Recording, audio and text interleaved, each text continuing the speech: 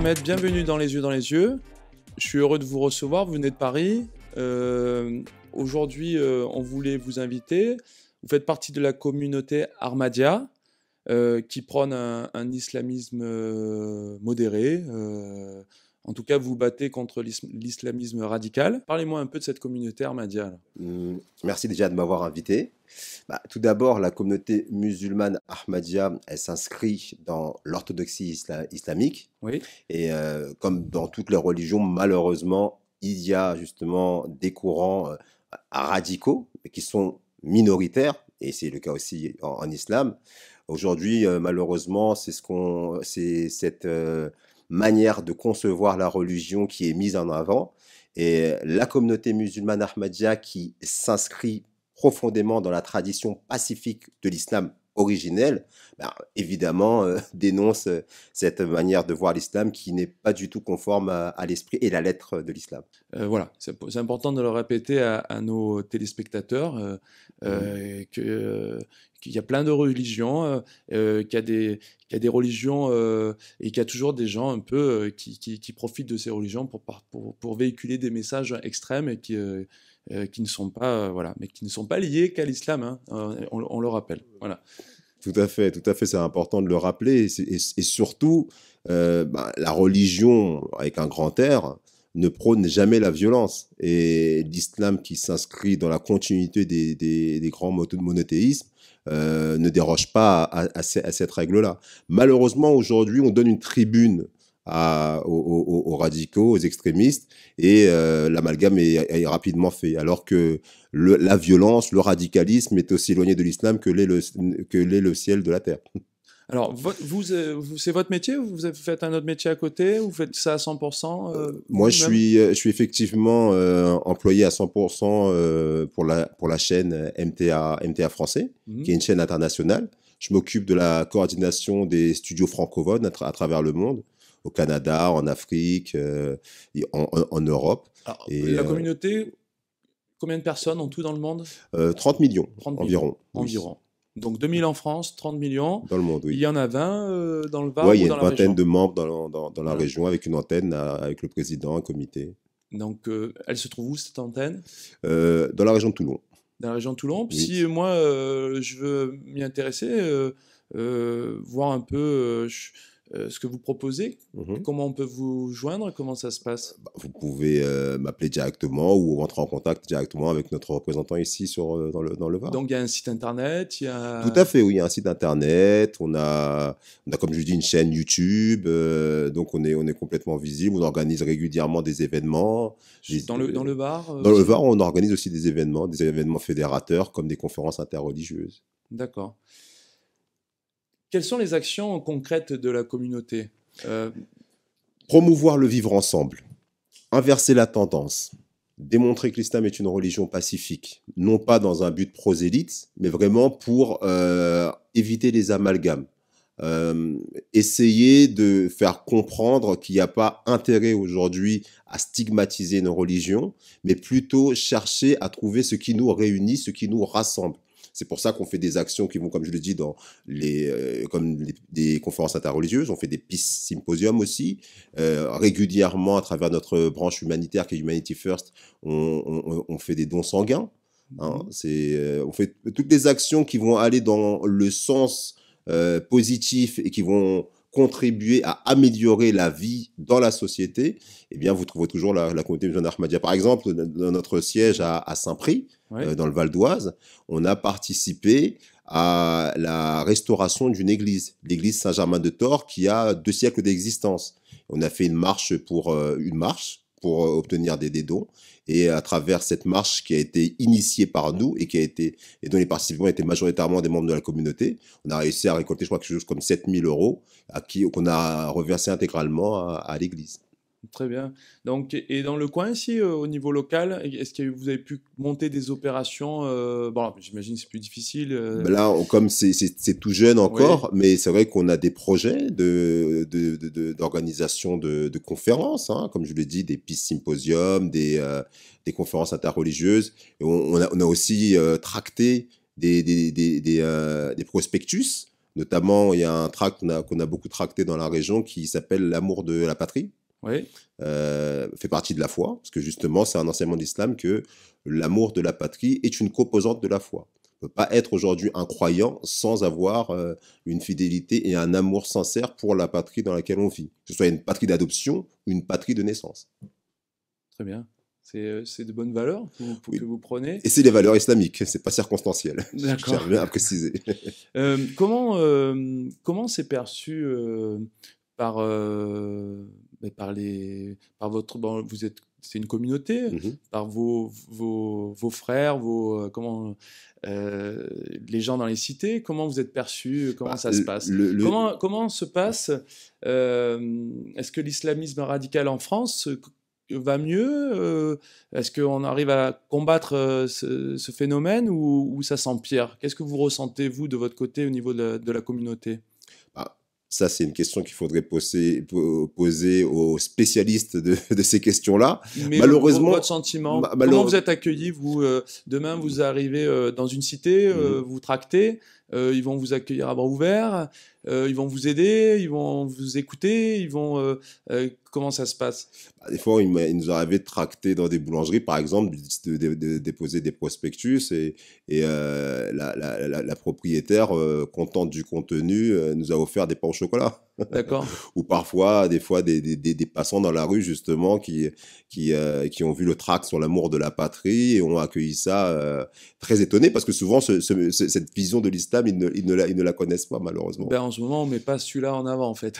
Oui, donc, voilà, parce que, en fait, si vous voulez, les médias, ils sont concentrés sur les problèmes en ce moment, et c'est vrai qu'on n'en parle pas assez, on fait pas assez d'émissions comme on est en train de faire, et mais voilà, donc c'est sûr que... Quand on va sur le terrain, on se rend compte que les gens sont différents que dans les médias. Et malheureusement, la stigmatisation, la promotion de ce climat délétère fait que la tendance s'inverse à cause des médias. Mais si on part de la base, on se rend compte que tout le monde est aujourd'hui à la recherche de paix, d'un message positif. Quand on va sur le terrain, quand on fait des micro-trottoirs, quand on distribue des prospectus, on a un retour plutôt positif. Moi, je tiens à dire ici que c'est dommage et c'est même dangereux d'à chaque fois d'essayer de comprendre le radicalisme sous l'angle de la religion. Parce qu'encore une fois, ça n'a vraiment rien à voir. Il y a des raisons géopolitiques derrière qui ont des répercussions dans notre société, mais qui n'ont rien à voir avec la religion. J'ai ceux qui sont ceux qui prônent ce choc des civilisations, et ils sont complètement à côté de la plaque, excusez-moi de parler un peu crûment, mais en réalité, vous savez, le judaïsme, le christianisme et l'islam, c'est une même continuité. Et j'en veux pour preuve ce qui s'est passé pendant 8 siècles en Espagne, hein. Et on ne parle pas du 20e ou 21e siècle, on parle pratiquement au Moyen-Âge. Pendant 8 siècles, juifs, chrétiens, musulmans vivaient en parfaite harmonie sous une gouvernance islamique. Alors qu'on est en train de nous parler, de dire oui, on va imposer la charia, alors que ça n'a vraiment rien à voir. On parle de religion. La religion, ce sont des principes universels, communs à toutes les grandes religions révélées et qui permettent parfaitement de vivre en parfaite harmonie. Avec toutes les religions, tout avec toutes les croyances. Exactement. Vous êtes pour la laïcité, votre communauté? Complètement. Tout à fait, complètement. Vous savez, la laïcité comme un espace de liberté qui permet justement l'expression de toutes les convictions religieuses ou non, c'est quelque chose qui est, peut-être que je vous l'apprends, quelque chose qui est même un modèle islamique. À l'époque du fondateur de l'islam, à Médine, lorsqu'il a été élu démocratiquement par des chrétiens, des juifs, des idolâtres et des musulmans pour être leur chef d'État. Et pendant qu'il était vivant, et ensuite c'est les califes qui l'ont immédiatement suivi, il a administré la justice et personne n'était obligé de se convertir. Tout le monde était jugé en fonction de la tradition à laquelle il appartenait. C'était, on va dire, une laïcité avant-gardiste, on va dire, avant l'heure. On va rappeler à nos téléspectateurs le mot laïcité.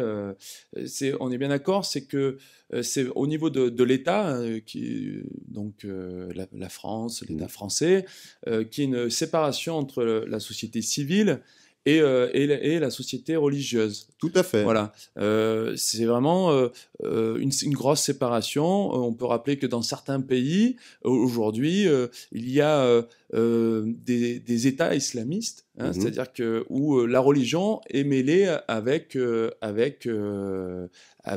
théocraties. l'État, voilà. Donc, on est bien d'accord, la laïcité, c'est vraiment cette séparation entre les religions et le fonctionnement d'un État Tout à fait, tout à Voilà. fait. En fait, si vous voulez, l'islam, elle donne des valeurs.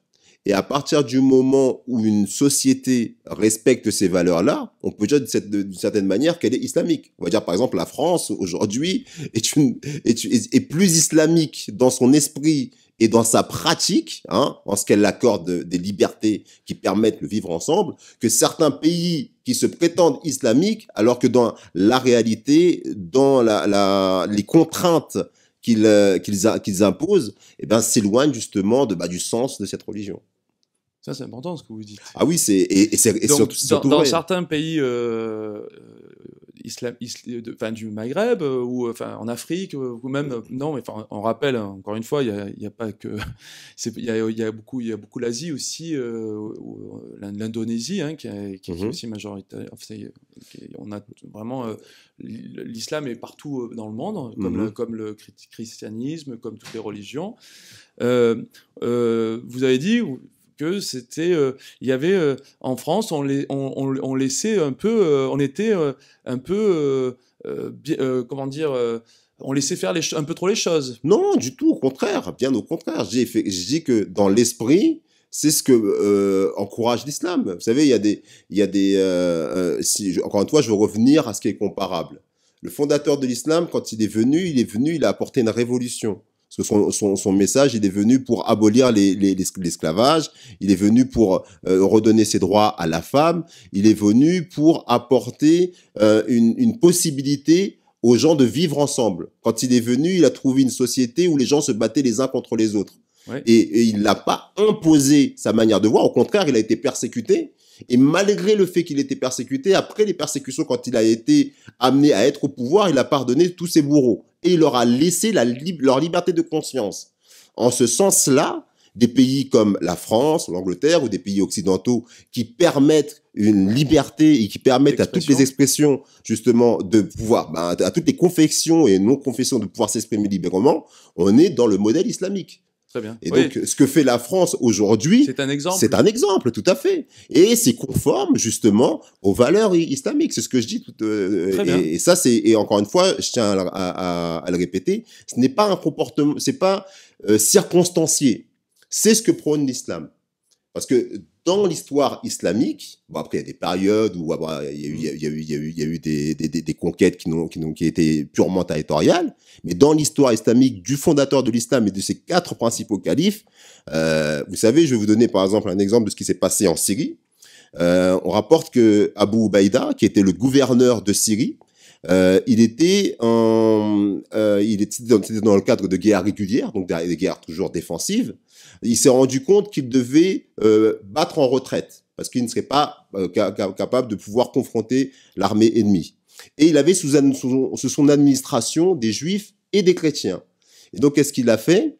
Il les a appelés avant de partir et il leur a redonné le montant des taxes qu'il avait prélevées sur eux pour leur protection, en leur disant, dans la mesure où on n'est plus en mesure de pouvoir vous protéger, on vous a remboursé. Les juifs et chrétiens de cette époque-là ont prié et espéré être de nouveau sous l'autorité musulmane plutôt que l'autorité de leurs co-religionnaires. Et jamais, à aucun moment, l'islam ne leur a été imposé. Ce sont des valeurs qui ont été exprimées, qui ont été mises en pratique et qui ont permis un certain épanouissement, un certain vivre ensemble entre différentes communautés d'horizons différents. Je répète, comment on fait? Je l'ai posé la question. On va sur le site internet, je suis ici, je veux adhérer ou me rapprocher de votre communauté.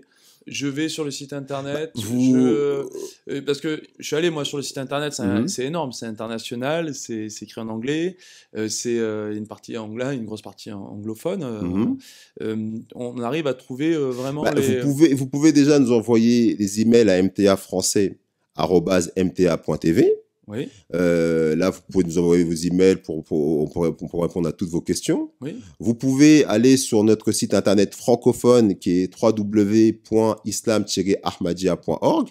On a aussi notre chaîne YouTube, MTA Français, où vous pouvez justement aller visiter, regarder nos vidéos, laisser vos commentaires. Vous pouvez même, encore une fois, nous envoyer vos coordonnées par email ou par contact au travers de notre site internet. On se fera une joie d'essayer de répondre à vos questions ou même d'entrer en contact avec vous. Merci beaucoup encore d'être venu de si loin pour représenter donc la délégation varoise. Merci encore de m'avoir invité. Merci.